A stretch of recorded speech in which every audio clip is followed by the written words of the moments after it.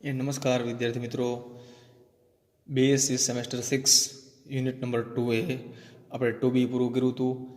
હાઇડ્રાઇડના સંયોજનો, એની પછી છે લેન્થેનાઇડ અને એક્ટિનાઇડ શ્રેણીઓ. તો સૌથી પહેલાં વિદ્યાર્થી મિત્રો આપણે એની પ્રસ્તાવના સમજશું, બેઝિકતા, કે લેન્થેનાઇડ શ્રેણી એટલે શું અને એ કેવી રીતના નામ પડ્યું, અને એક્ટિનાઇડ શ્રેણી એટલે શું. તો સૌથી પહેલું છે કે લેન્થેનાઇડ શ્રેણી છે એ તો આવર્ત કોષ્ટકમાં કઈ જગ્યાએ આવે. તો આવર્ત કોષ્ટકની અંદર 4 વિભાગ આવે, S, P, D અને F. એમાં S છે એ પહેલાં ડાબી બાજુ, D છે મધ્યમાં, એટલા માટે એને સંક્રાંતિ કહેવામાં આવે છે, અને P જે છે એ જમણી બાજુ 13 થી 18.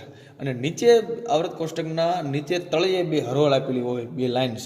એમાં એક લેન્થેનાઇડ એટલે કે 4F અને એક્ટિનાઇડ એટલે 5F. એટલે લેન્થેનાઇડ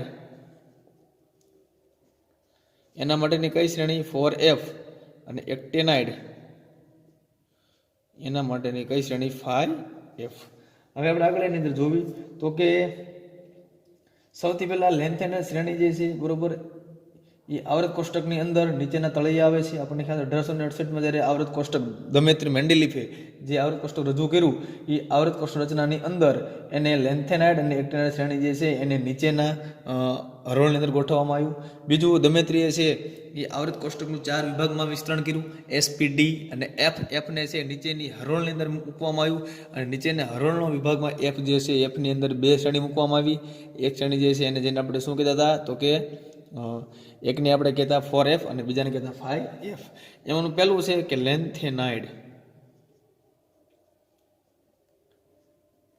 તો લેન્થેનાઇડ વિદ્યાર્થીઓ કોને શ્રેણી કહેવાય? તો આવર્ત કોષ્ટકમાં લેન્થેનાઇડ શ્રેણી જે છે એ 4F એટલે કે જેને આપણે કહેવી લેન્થેનાઇડ શ્રેણી, જેની શરૂઆત સિરિયમથી થાય. ખરેખર લેન્થેનમથી થાય છે, પણ લેન્થેનમ છે ને એ લેન્થેનાઇડ શ્રેણીની અંદર આવતું નથી, એ એની પહેલાં આવે છે. એટલે નામ છે લેન્થેનાઇડ તત્વનું. એટલે ખરેખર છે એ લેન્થેનાઇડ એટલે કે 57 થી લઈને 58 થી લઈ અને લ્યુટેશિયમ સુધી, એટલે કે સિરિયમથી લઈ, એટલે કે પહેલાં તો લેન્થેનાઇડ એટલે કયું આવશે તો કે લેન્થેનાઇડ LA, જેનો પરમાણુ ક્રમાંક છે 57. પણ 57 નંબરનું તત્વ જે છે એ 4Fમાં આવતું નથી, કારણ કે Fનો નિયમ એવો છે કે જેમાં છેલ્લો ઇલેક્ટ્રોન ભરાય એને એ જ વિભાગની અંદર મૂકવામાં આવે છે. તો લેન્થેનાઇડમાં તો છેલ્લો ઇલેક્ટ્રોન Dમાં ભરાય છે, એટલે Dમાં આવે છે. પણ અહીંયા 4Fની શરૂઆત થાય છે લેન્થેનાઇડ પછી 58 નંબરના તત્વથી, પણ નામ આપ્યું એને લેન્થેનાઇડ શ્રેણી તરીકે. તો લેન્થેનાઇડ એટલે Z બરાબર 57 થી લઈ લ્યુટેશિયમ એટલે Z બરાબર 71, બરોબર, જેને આપણે કહેવાય લ્યુટેશિયમ, જેની અંદર વિદ્યાર્થી મિત્રો 14 તત્વો આવેલા હોય. કેટલા તત્વો આવે? 14 તત્વો. એટલે 4F શ્રેણીની અંદર તત્વો કેટલા આવશે તો કે 14 તત્વો આવશે, કે જેમાં લેન્થેનમની શરૂઆત L થી કરવાની અને ક્યાં સુધી? લ્યુટેશિયમ સુધી, Lu સુધી. બીજું તો કે લેન્થેનાઇડમાં જે 14 તત્વો જે આવે એમાં જેમ જેમ પરમાણુ ક્રમાંક વધતો જશે, એટલે 57 થી તમે 71 તરફ જાઓ એમ પરમાણુ ક્રમાંક વધે, અને પરમાણુ ક્રમાંક વધતો જાય એમ છેલ્લો ઇલેક્ટ્રોન જે છે બરોબર, જે ક્રમશઃ ઇલેક્ટ્રોન જે છે એ 4F કક્ષકમાં ભરાતો જશે. એટલે 4F કક્ષકમાં છે એ તમે લ્યુટેશિયમ સુધી પૂગો એટલે કેટલા ઇલેક્ટ્રોન ભરાઈ જાય? 14 ઇલેક્ટ્રોન ભરાઈ જાય, બરોબર ને. એટલા માટે આપણે જોયું કે લેન્થેનમથી લઈ અને લ્યુટેશિયમ સુધી કેટલા તત્વો આવે છે? 14 તત્વો. એટલે 4F કક્ષકમાં છે એ 14 ઇલેક્ટ્રોન છે એ ભરાઈ જાય છે. એટલા માટે આ તત્વોના સમૂહને F વિભાગની અંદર મૂકવામાં આવ્યા છે, અને જેને F વિભાગના તત્વો તરીકે ઓળખવામાં આવે છે. હવે વિદ્યાર્થી મિત્રો ઇલેક્ટ્રોન રચના જોઈએ આપણે, લેન્થેનાઇડની ઇલેક્ટ્રોન રચના.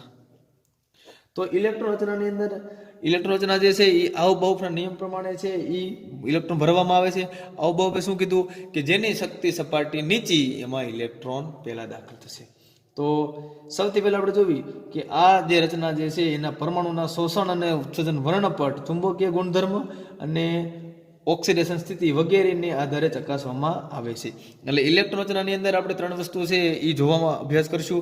એક તો એની ઓક્સિડેશન અવસ્થા, કારણ કે દરેક મોટાભાગે લેન્થેનાઇડ શ્રેણીની ઓક્સિડેશન અવસ્થા +3 આવશે. એ સિવાય એની ચુંબકીય ગુણધર્મો, તો ઘણા બધા તત્વો છે એ અણુચુંબકીય ગુણધર્મ ધરાવે, અને ઘણા બધા તત્વો છે એ પ્રતિચુંબકીય ગુણધર્મ ધરાવે છે. આગળ એની પછી તો આવભાવના સિદ્ધાંત પ્રમાણે બેરિયમ છે, તો બેરિયમનો પરમાણુ ક્રમાંક કેટલો તો કે 56, અને એની ઇલેક્ટ્રોન રચના, તો બેરિયમનો ઇલેક્ટ્રોન રચના એનો પરમાણુ ક્રમાંક 56.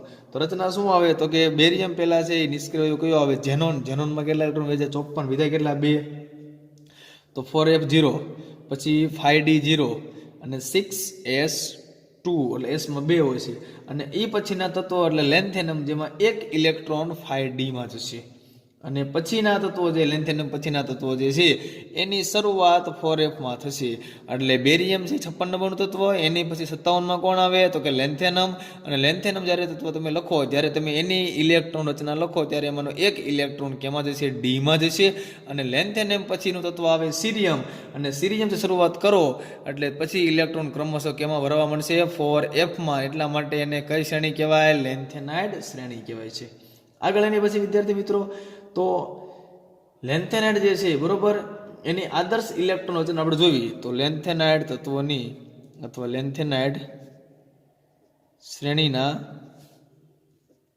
તત્વોની આદર્શ ઇલેક્ટ્રોન રચના આદર્શનો મતલબ એમ કે એમાં કઈ ફેરફાર થાય નહીં તો સૌથી પહેલા આપણે જોઈએ તો કે ઝેનોન લખવાનું પહેલા કારણ કે નિષ્ક્રિય ઝેનોન આવે પછી 4f f માં 0 થી લઈને ક્યાં સુધી ઇલેક્ટ્રોન ભરી શકાય 14 સુધી પછી 5d માં તો 1 જ તે અને 6s માં 2 તો બધામાં 6s2 જ આવશે 5d 1 જ આવશે પણ f ની શરૂઆત 0 થી કરવાની અને 14 સુધી એટલા માટે જ એને 4f વિભાગમાં મૂકવામાં આવ્યા અને એટલા માટે એને કઈ શ્રેણી કીધી લેન્થેનાઇડ શ્રેણી કીધી બીજું કે ઉત્સર્જન વર્ણપટ પરમાણુના કિરણ પ્રકાશ સંસ્પંદનના અભ્યાસ પરથી નક્કી કરેલા પ્રાયોગિક ઇલેક્ટ્રોન સંરચનાનું સામાન્ય સૂત્ર એવું છે કે પરંતુ રાસાયણિક મહત્વ બહુ ઓછું છે કારણ કે તેમાં રાસાયણિક ગુણધર્મોમાં ફેરફાર માટે જરૂરી શક્તિનો ફેરફાર ખૂબ જ ઓછો છે જો ભૌતિક ગુણધર્મ છે એ થોડા ઘણા અંશે લેન્થેનાઇડના બદલાય છે પણ રાસાયણિક ગુણધર્મ બદલાવવા માટે ખૂબ જ શક્તિની જરૂર પડે છે તો હવે વિદ્યાર્થી મિત્રો છે આપણે તત્વોની બહારની શક્તિ સપાટીમાં ઇલેક્ટ્રોન ઉમેરવાનું થવાને બદલે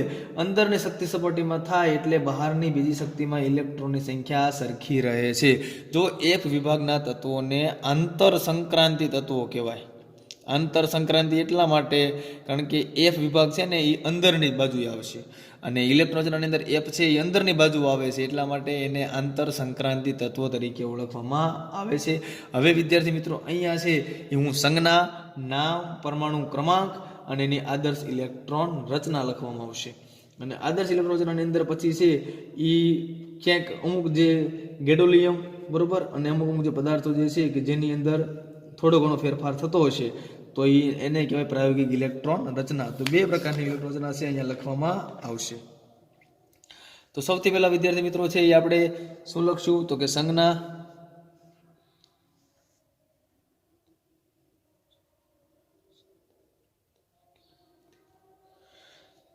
સૌથી પહેલા વિદ્યાર્થી મિત્રો છે આપણે સંજ્ઞા લખશું સૌથી પહેલા વિદ્યાર્થી મિત્રો છે એ સંજ્ઞા લખવામાં આવશે સંજ્ઞા બરોબર એની પછી આવશે વિદ્યાર્થી મિત્રો પરમાણુ ક્રમાંક આવશે સંજ્ઞા પછી પરમાણુ ક્રમાંક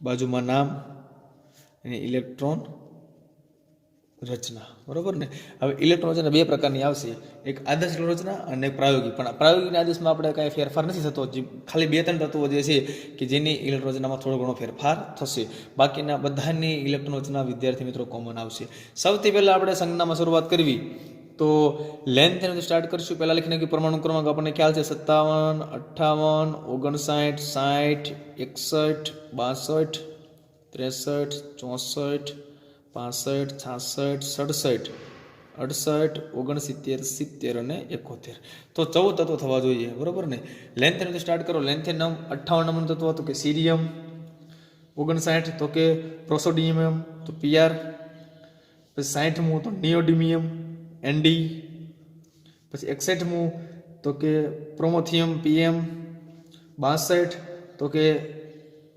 સમેરિયમ ઈયુ એટલે યુરોપિયમ બરોબર 64મું એટલે ગેડોલિયમ જીડી 65મું તો કે ટર્બિયમ ટીબી 66મું તો ડિસ્પ્રોસિયમ ડીવાય 67મું તો હોલ્મિયમ HO 68મું તો અર્બિયમ ER 69મું તો કે થુલિયમ TM 70મું તો એટરબિયમ ઇડબિયમ ને એટરબિયમ અને 71મું એટલે લ્યુટેશિયમ તો આ વિદ્યાર્થી મિત્રો શું થાય એની સંજ્ઞા હવે બાજુમાં નામ લખશું આપણે તો નામ લખવા માટે વિદ્યાર્થી મિત્રો ખાસ આપણે એટલું યાદ રાખશું કે નામ છે એ વ્યસ્ત લખાય.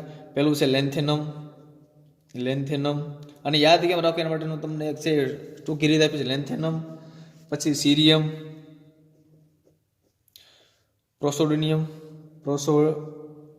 પ્રોસિયોડિયમ, ડિમિયમ. પછી શું આવશે તો કે નિયોડિમિયમ, નિયોડિમિયમ. પછી એની પછીનું છે 61 નંબરનું તત્વ તો કે પ્રોમોથિયમ, પ્રોમોથિયમ. એની પછી આવશે સમેરિયમ. પછી EU એટલે યુરોપિયમ. પછી GD એટલે ગેડોલિયમ, ગેડોલિયમ, ગેડોલિનિયમ. પછી TB એટલે ટર્બિયમ, ટર્બિયમ. 66મું એટલે ડિસ્પ્રોસિયમ. 67મું એટલે હોલ્મિયમ. 68મું એટલે અર્બિયમ. 69મું એટલે થુલિયમ. 70મું એટલે એટર્બિયમ,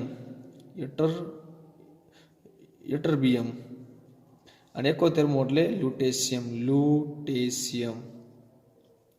તો વિદ્યાર્થી મિત્રો અહીંયા તમે જુઓ કે ટોટલી તત્વો આવી ગયેલા છે કે લેન્થેનમ, સીરિયમ, પ્રોસોડિનિયમ, નિયોડિનિયમ, પ્રોમોથેમિયમ, સમેરિયમ, યુરોપિયમ, ગેડોલિનિયમ, ટર્બિયમ, ડિસ્પ્રોસિયમ, હોલોમિયમ, અર્બિયમ, થુલિયમ, એટર્બિયમ અને લ્યુટેશિયમ.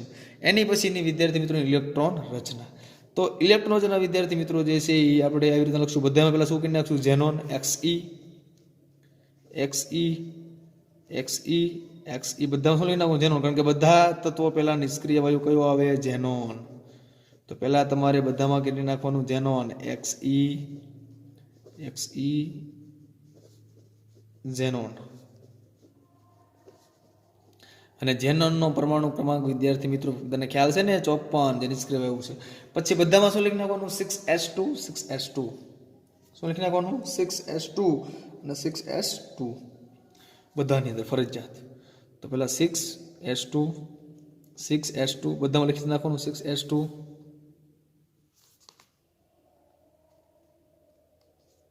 6s2, 6s2, 6s2.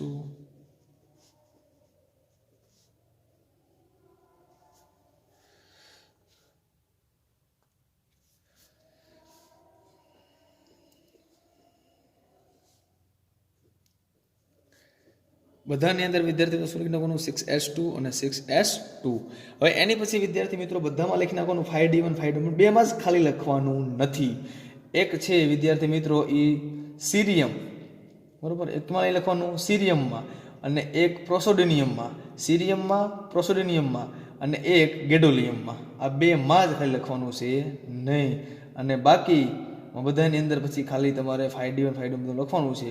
પણ એક ખાલી છે એ મેં તમને કીધું એમ કે એની આદર્શ ઇલેક્ટ્રોન રચના એવી છે કે 5d1, 5d1. બાકી ખાલી તમારે છે એ 5d1 ખાલી માત્ર ક્યાં લખવાનું છે તો કે 5d1 જે છે, બરોબર, એ ખાલી તમારે છે એ ખાલી સીરિયમ જ્યારે આવે ત્યારે ત્યાં 5d1 લખવાનું છે. સીરિયમમાં એકમાં ખાલી 5d1 લખવાનું છે અને બાકી એક તમારે ગેડોલિયમ આવે ત્યારે એક લખવાનું 5d1. બાકીના બીજે ક્યાંય 5d1 અને એક છેલ્લે લ્યુટેશિયમ. આ ત્રણ જ એવા પરમાણુઓ છે કે જેની અંદર 5d1 લખવાનું છે, બાકીનું ક્યાંય 5d1 લખવાનું છે નહીં, બરોબર ને? આદર્શ ઇલેક્ટ્રોન રચના આપણને ખબર છે 5d1 છે, પણ આપણે એ પ્રમાણે લખવાની છે નહીં. આપણે કઈ લખવાની ઇલેક્ટ્રોન રચના તો કે પ્રાયોગિક ઇલેક્ટ્રોન રચના યાદ રાખવાની છે, બરોબર? બાકી ઓલી તમને આવડશે તે 5d1 પછી બધામાં 5d1 કરી નાખો. પછી ઓલામાં 4f1 થી લઈને 4f કેટલા 14 સુધી, તો 1 2 3 4 5 6 7 8 9 10 11 12 13 14 એ ફરતું જવાનું છે. એટલે એ તો આવડશે તમને આદર્શ ઇલેક્ટ્રોન રચના. કારણ કે આદર્શ ઇલેક્ટ્રોન રચના એવી છે કે 6s2, 5d1 અને 4f1 થી શરૂઆત કરવાની. 4f1, 4f2, 4f3, સોરી પહેલામાં 0, 4f0, 1 2 3 4 5 6 7 8 9 10 11 12 13 અને 40 એ તો આવડવાની ઈઝી આવશે. આપણે કઈ લખવી છે? પ્રાયોગિક ઇલેક્ટ્રોન રચના. તો એની અંદર વિદ્યાર્થી મિત્રો હું તમને કહું ત્યાં જ ખાલી તમારે 5d1 લખવાનું છે. પહેલું જે છે પહેલી રચના, બરોબર, એમાં 4f1, બરોબર, પહેલામાં શું આવશે? 4f1. એની શું છે પ્રાયોગિક ઇલેક્ટ્રોન રચના 4f1. પછીનું શું આવશે તો કે 4f1 લેન્થેનમમાં, એટલે લેન્થેનમ કેટલા થયા તો કે 54 ને 2 56 ને 3 57. પછી 4f2, પછી 4f3, પછી 4f4, પછી 4f5, પછી 4f6, પછી 4f7. બરોબર ને? અહીંયા જો એક જ મિનિટ વિદ્યાર્થી, 4f7. પછી અહીંયા જો જે તમને આપ્યો છે ને 4f1, બરોબર ને, ત્યાં ખરેખર 4f નો અને 4f0 આવશે. શું કામ? કારણ કે અહીંયા 5d1 આવશે. કારણ કે ત્યાં ઇલેક્ટ્રોન રચનામાં એવું થશે કે જે લેન્થેનમ જે છે, બરોબર, એ વિદ્યાર્થી મિત્રો એક કક્ષકમાં આવતું નથી. એટલે 5d1 62, એટલે 54 ને 2 56 ને 1 57.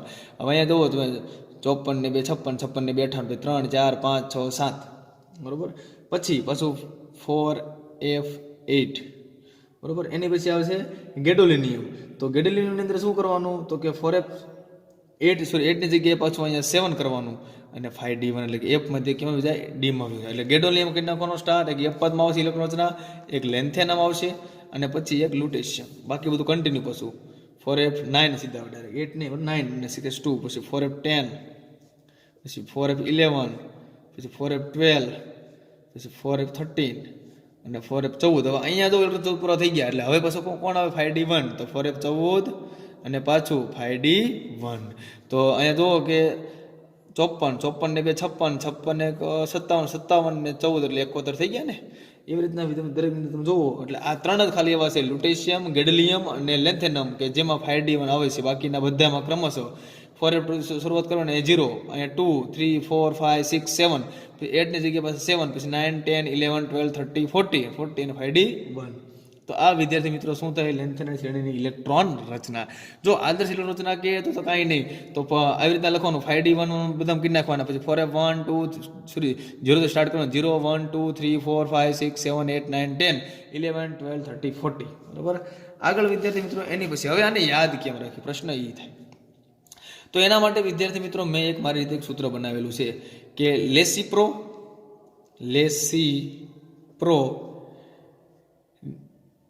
નિપ્રોસ લેસિપ્રો નિપ્રોસ યુ ગેટ બરોબર ને, યુ ગેટ ડી હોલ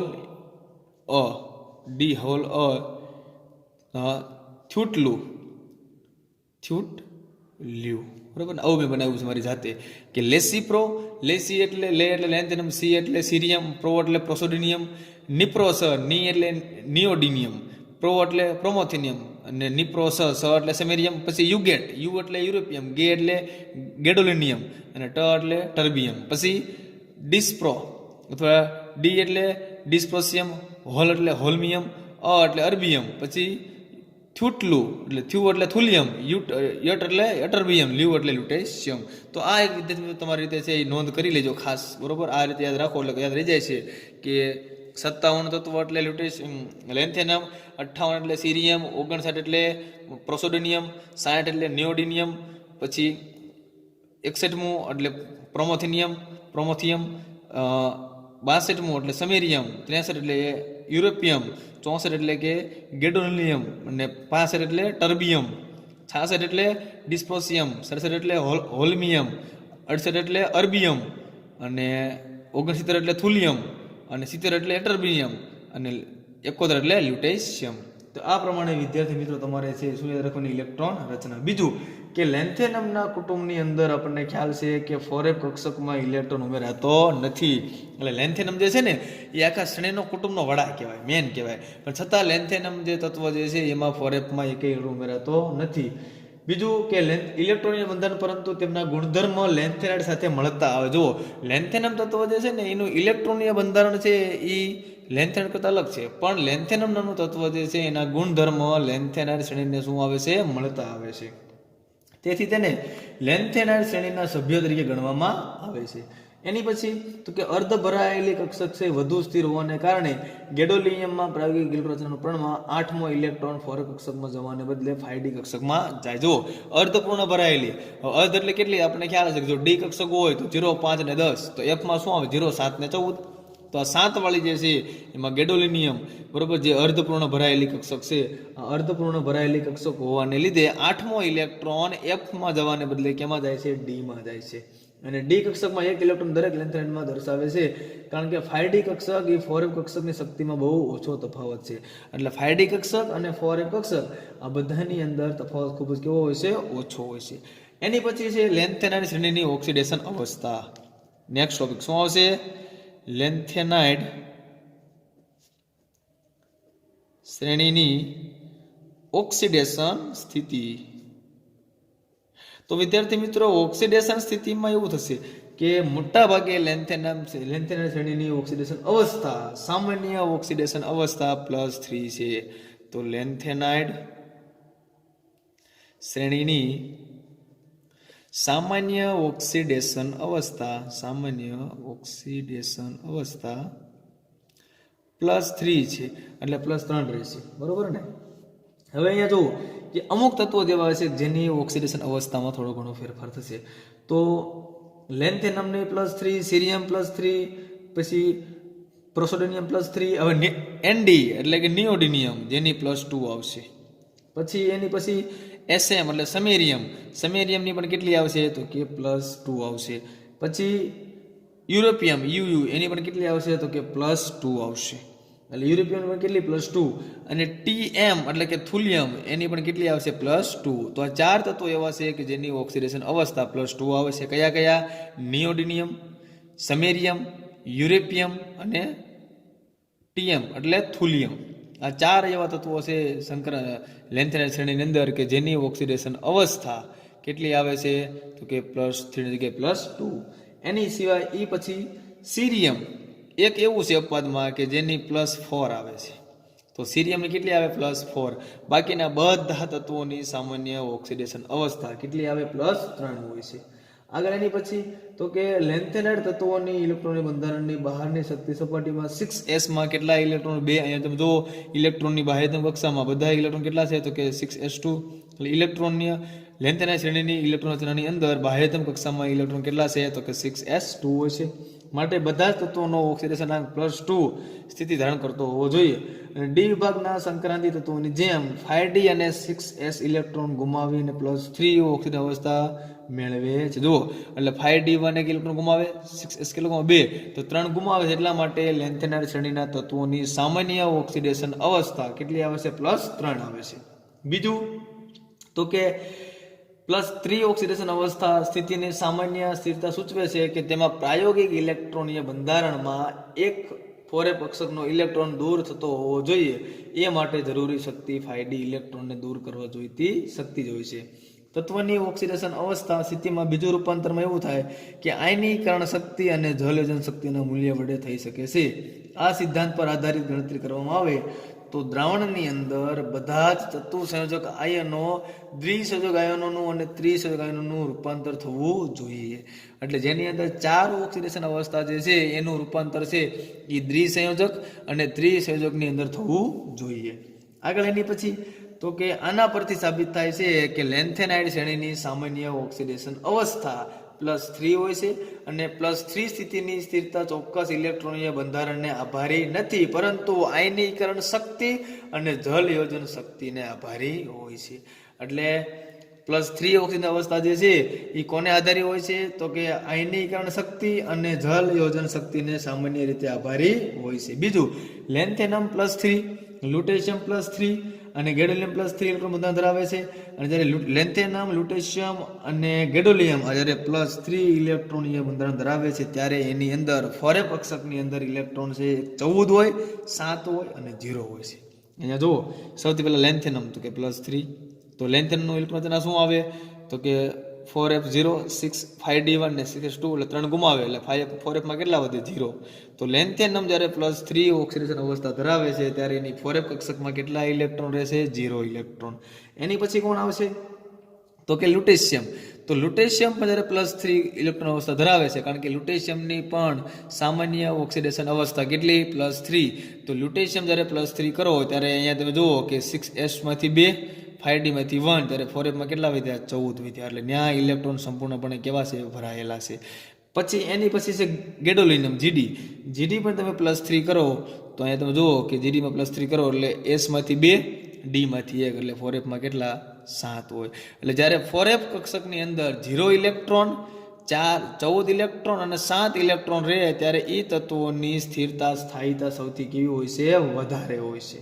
એટલે એ કક્ષકોમાં ખાલી અર્ધપૂર્ણ ભરાયેલી અને પૂર્ણ ભરાયેલી જે પણ કક્ષકો છે એનું સ્થાયીતાનું મહત્વ ખૂબ જ કેવું હોય છે વધારે હોય છે. એટલે જે 4f શ્રેણીની અંદર તત્વો આવેલા હોય એ લેન્થેનાઇડ શ્રેણીમાં આવેલા દરેક તત્વોની અંદર જો 4f કક્ષકમાં 0 ઇલેક્ટ્રોન રહે 14 ઇલેક્ટ્રોન રહે અને 7 ઇલેક્ટ્રોન રહે.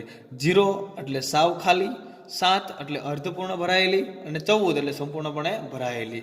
આમ 3 માંથી કોઈ પણ એક ઇલેક્ટ્રોન રચના આવેલી હોય તો એ તત્વની સ્થાયીતા સૌથી કેવી છે વધારે હોય છે. એની પછીનો ટોપિક છે વિદ્યાર્થી મિત્રો, નેક્સ્ટ આપણે ચાલુ કરીશું લેન્થેનાઇડની સંકોચન, પરમાણુ ત્રિજ્યા અને આયનીય ત્રિજ્યા.